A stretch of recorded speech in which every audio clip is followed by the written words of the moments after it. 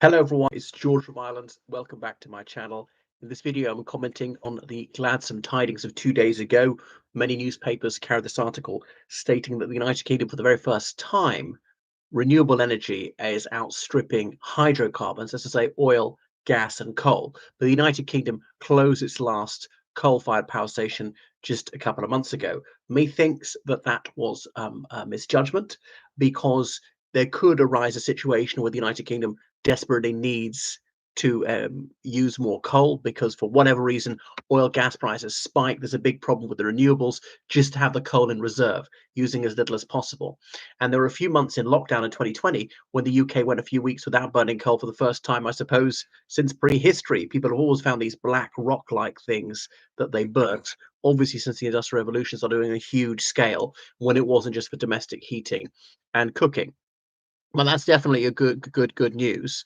So using wind power, solar power, biomass, and the United Kingdom, being a group of islands, has got enormous capacity for wind power, because obviously it's windiest at sea.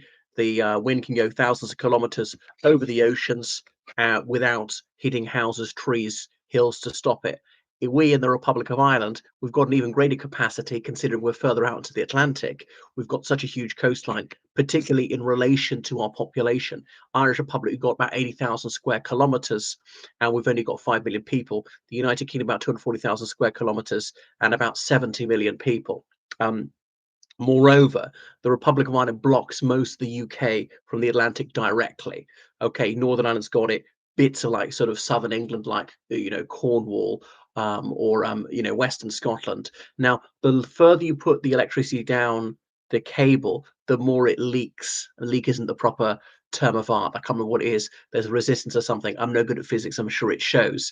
So ideally, you have the wind generation as close to the metropolis as possible. The trouble is the UK's major conurbations like Glasgow, Manchester, Birmingham, London, and so forth aren't in particularly windy areas. Glasgow is obviously not that far from the coast, and therefore the Atlantic's not really blocked by Ireland there. Anyway, but it's definitely good news. Now, David Cameron, I remember when he became a leader of the Conservative Unionist Party in December 2005, his motto was vote blue, go green. Okay, so you could vote for the Conservative Party and that would do more for ecology. And then he racked up the air miles. He pumped out all the carbon emissions, flying to wherever it was in the Arctic Circle and posing on a sled. Mush, he was saying to the Huskies, no doubt, mush like his policies. So just for a photo opportunity, it was just your sure PR, pure PR spivery, just disgustful. But yes, it is good to care about the environment, the wind turbine in his roof, and he cycles to work to save the environment. Oh yeah, and has a car behind him carrying a suit. The hypocrisy, how nonsensical it is. But yes, it is important to draw attention to this issue. The trouble is, I was remember my colleagues saying, my God, in 2005, we're going to have to live less well.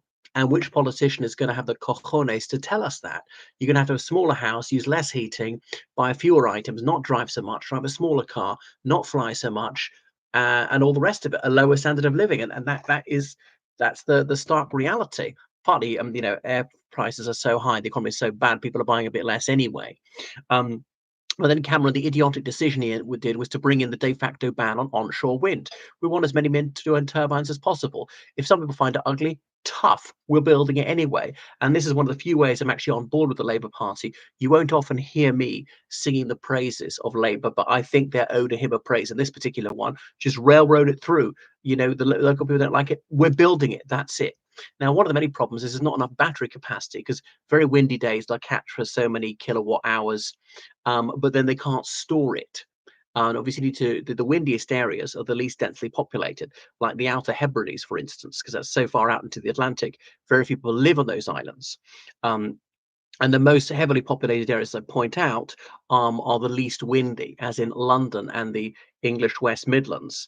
But you need to store the energy from the very windy days and use it on the not so windy days.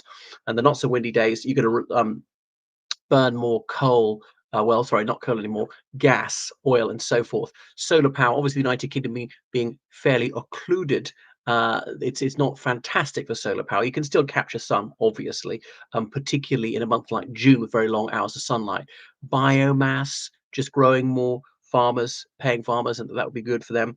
Why is this a good thing? Because there are fewer carbon emissions. It's going to slow global warming, ideally stop it, maybe even reverse it, but that's probably a century away from being able to reverse it somewhat. Other harmful gases not being emitted. Um, there are not going to be oil slicks if we don't use oil, but there are not going to be so many fires. It's quieter.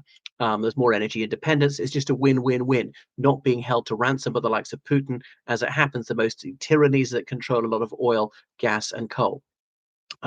So it's just a win all round. The trouble is obviously quite expensive, but like most new technology, it's mega expensive and not that efficient. It becomes more efficient and cheaper. Just look at the first computer. The one in the Second World War took up 2 whole rooms, used so much energy, it could only you'd be operated for 1 hour a day because the electricity consumption. And you'd have far more power in your mobile phone computational power than you would in that whole massive computer of the 1940s. Or look at Babbage's calculating machine 200 years ago. So first is worse in terms of technology. So the cost of it is coming down, is more efficient. There are economies of scale. One thing the United Kingdom needs to increase effort on is actually the electric grid, updating that, and battery storage rather than the solar panels and the wind turbines themselves. So I just build them everywhere. Put them on almost every building, make it compulsory to have them on virtually every building within 10 years. Obviously, you can't do it within 1 year. There's just not enough people to put these things on. There might be some exemptions for buildings of whatever exceptional beauty. And there's a lot of government-owned land. The government can do it now on army bases, air bases, prisons, naval bases, whatever. State schools, hospitals, a wind turbine, something, some solar panels. Um, the cheapest land, the least agriculturally productive land, we'll put it there, and we'll get to energy independence, and we'll get to net zero, or get to not using any hydrocarbons at all, and then have to update. Now there are problems with vulnerabilities of these cables. Are they going to be cut by Russia or any hostile state actors? So and more links between Ireland and Great Britain. Obviously, there's a land link between the Republic and Northern Ireland. More cables between the United Kingdom and France and Belgium, the Netherlands, and so forth, so that when the United Kingdom has a very windy day, can sell more electricity to the continent. When it has a not so windy day, can purchase it from other places, and just the whole thing much more integrated. Jersey, Guernsey, Sark, Alderney get their electricity from France. Surprise, surprise, because they're much closer. But I think this is Ed Miliband. I have to applaud him in this one. He's just going to authorize these things, even if the NIMBYs don't want it. They're not in my backyard, because almost everybody agrees we need these things. And people say, oh, it's not going to do anything to dent the needs in energy. It'll reduce so little. Well, it's increased enormously. You go back to the millennium, it was about 1% of the United Kingdom's electricity was renewable. It's now about 40% and growing all the time.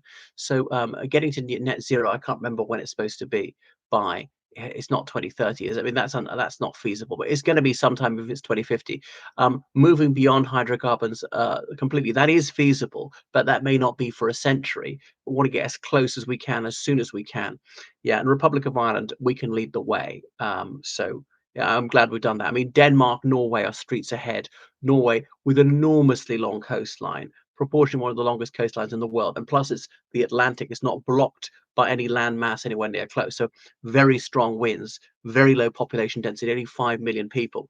So they've got this most tremendous capacity for that, and use all their oil, gas, and so on for export.